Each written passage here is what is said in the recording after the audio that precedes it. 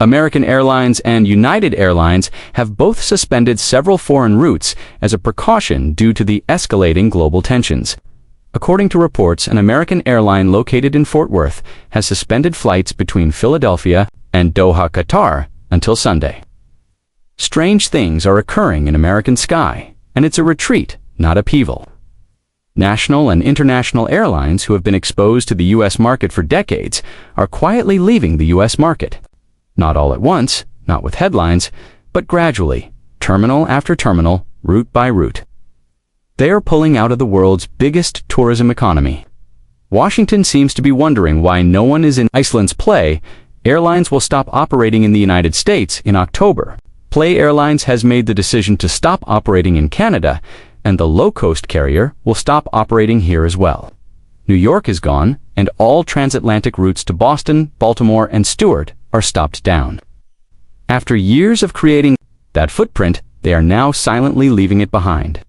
In addition, Air Canada is discontinuing 5 of its U.S. routes for the winter. Air Canada is closing operations at 8 regional airports, including Detroit, Indianapolis, Minneapolis, Nashville, and Tampa, and canceling 30 domestic routes. These routes aren't experimental. These are the main thoroughfares of border city travel, and they are being surgically cut off. To help us defeat the YouTube algorithm and to show your support, please hit the like button before we commence. This isn't a demonstration. These cuts are not being driven by political standoffs, sanctions, or prohibitions. On paper, these are boardroom choices and voluntary actions.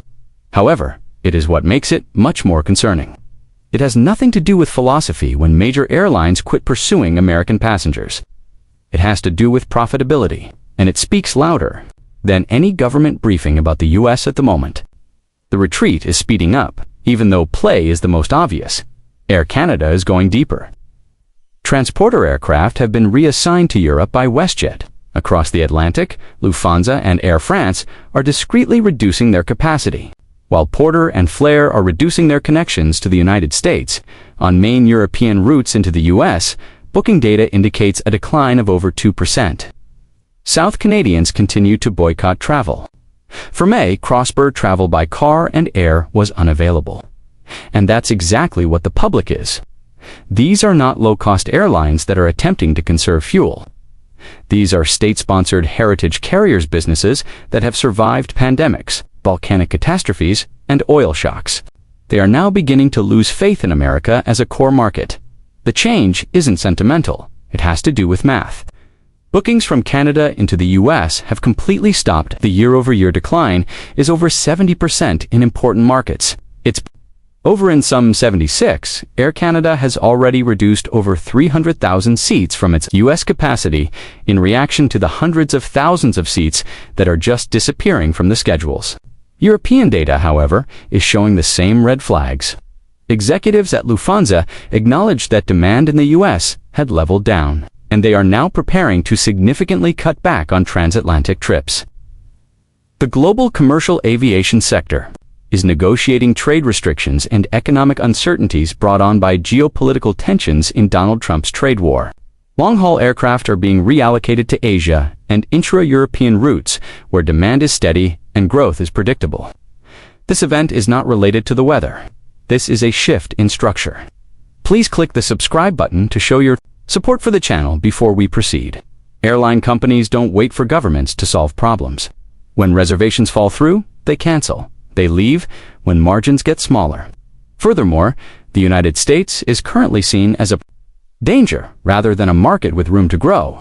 OAG data shows that until October of this year, Canadian carriers alone had removed almost 320,000 seats that were headed to the U.S. from their schedules. Bookings have decreased by over 70% going forward. The math is no longer accurate because they are afraid these airlines are not cutting. They see no benefit in staying, so they are cutting. Furthermore, this is more than simply an airline story. This is a story about economy, cities, and hotels.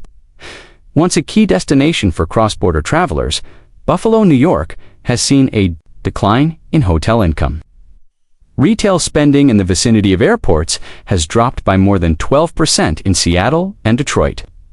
International gates in Tampa are closing for months at a time. Not only are flights being cut, they are going extinct. Terminal operations as a whole are being shut down. Joint ventures with overseas carriers are being put on hold. Contracts are being breached in real estate. All of this is taking place without any formal notification from the U.S. government. When an airport becomes outdated, there is no news notice, but the lights that are going out are visible from the tarmac. Certain airports are more severely affected than others. There was only one transatlantic connection left between Stewart Airport in New York and Iceland, operated by Play Airlines. Due to the cancellation of that route, Stewart's last foreign flight is no longer available. Its wing for customs is unoccupied. It is peaceful in the international terminal. This goes beyond simply lost tourism.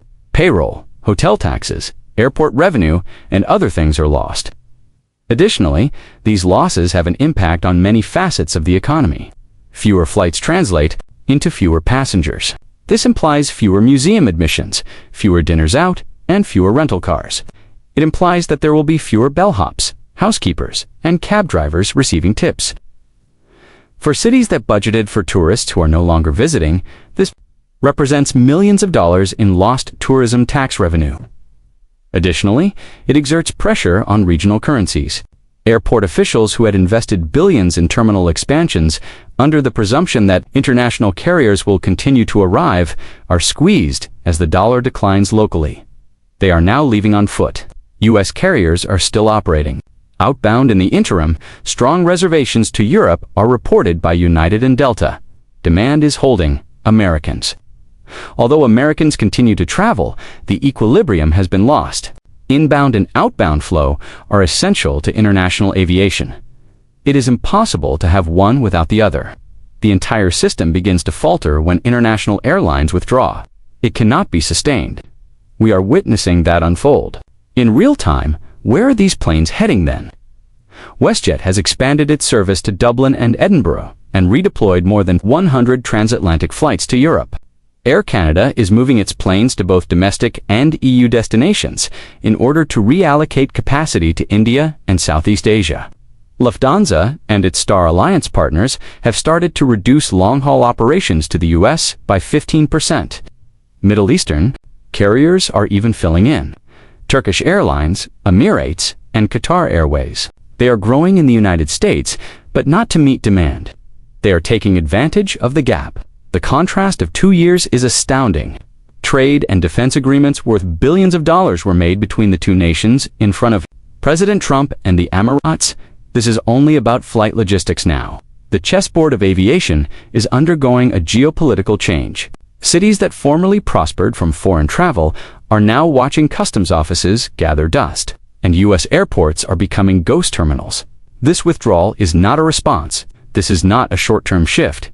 Asian and Middle Eastern carriers are making money. Qatar Airways and Emirates are expanding their flight schedules. Turkish Airlines is constructing new routes throughout Asia and Europe that completely avoid U.S. hubs. Long-haul networks are being rebuilt by Chinese carriers, but not in the U.S. direction. Rather, they are concentrating on economies that are aligned with BRICS, Southeast Asia, and Africa. We are seeing the United States gradually losing its place at the center of the world aviation system, and it can take years or even decades to regain it. Government policy has nothing to do with this catastrophe. Diplomatic sanctions or trade war reprisal are not the cause. These include business decisions, boardroom calculations, airlines, determining that America is no longer valuable, and risk, and that's what makes fixing it more difficult. A government has the authority to revoke a tariff that it has passed. If a president issues a ban, it can be lifted by a subsequent administration. However, a hole left by a corporation discreetly leaving a market can be filled by a politician. Negotiation is not an option. No resolution has been reached. Only absence is present. That's what we're up against, and it's more than just travel. Less corporate connectivity results from fewer overseas flights. It implies fewer face-to-face transactions, scholarly discussions, and diplomatic gatherings. It means that American cities will be less visible to the world. It implies a decrease in the economic force that attracts foreign funds. And there's a price for everything. The rest of the globe adapts as the U.S. aircraft footprint decreases.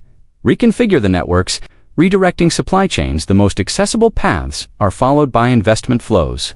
Additionally, the capital of the United States is skipped by those routes. The nation that seeks global mobility is subtly turning into a flyover zone.